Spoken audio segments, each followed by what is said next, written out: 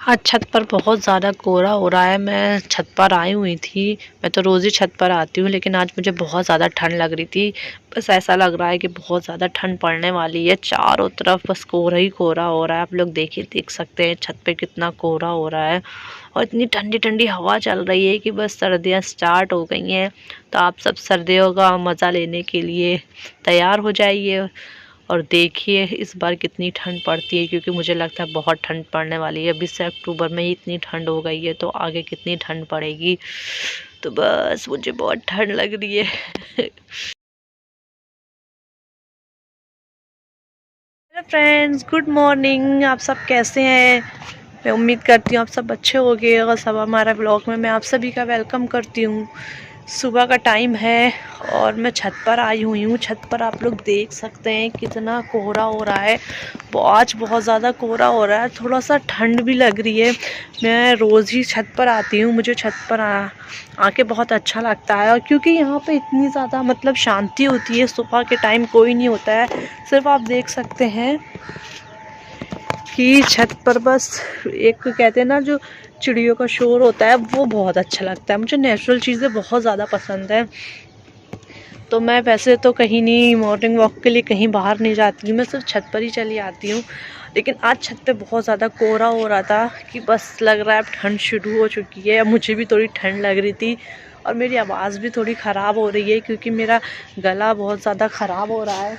तो मुझे बोलने में भी थोड़ी दिक्कत हो रही है। तो आप लोग प्लीज़ मेरी आवाज़ को थोड़ा इग्नोर कीजिएगा और थोड़ा सा ज़रूर बहुत मतलब गला ख़राब है, तो मतलब बोलने में बहुत अजीब सा लग रहा है, बहुत भारीपन सा लग रहा है।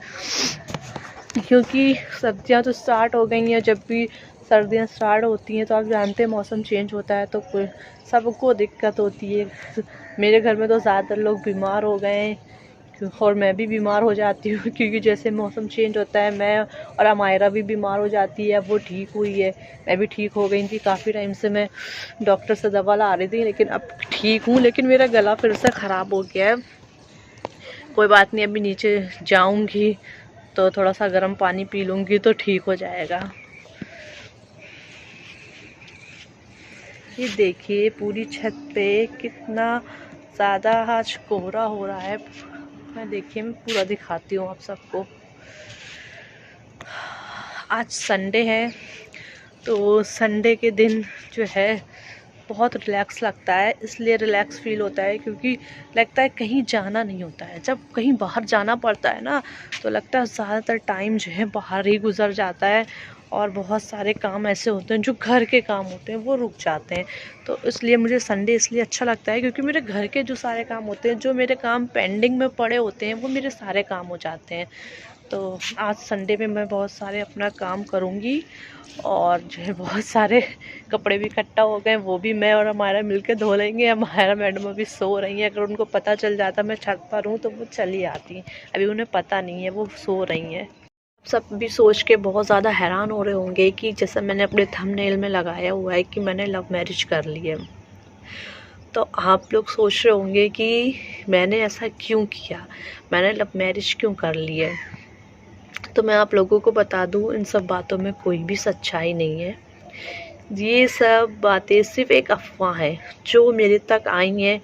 मुझे सुनने को मिला है दूसरे लोगों से कि पता नहीं किसने ये सारी बातें मतलब बताई हैं या लोगों तक कह पहुंचा रहे हैं कि मैंने जो हूँ लव मैरिज कर लिया। मैं अपनी बेटी को जो हूँ मैंने अपने घर पे ही छोड़ दिया है और मैं उस इंसान के साथ रहती हूँ।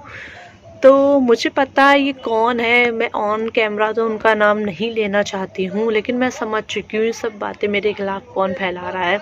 और मैं उस इंसान से बस ये बात कहना चाहती हूँ, अगर मेरे खिलाफ़ आप इस तरह के र्यूमर्स फैला रहे हो तो मैं तो बस ये कहूँगी, अगर मैंने लव मैरिज करी है तो आप सामने आओ, उस इंसान को लेके आओ। मैं तो अपने घर पर रहती हूँ अपनी बेटी को लेके, और मैं वीडियो भी बनाती हूँ। आप लोग सभी देखते हैं मैं अपनी वीडियो में अपनी बेटी के साथ बनाया करती हूँ।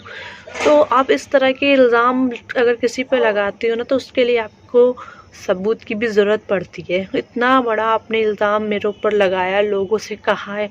अब मुझे तो ये बात पता तक नहीं थी, अगर लोग मुझे ये बात नहीं बताते।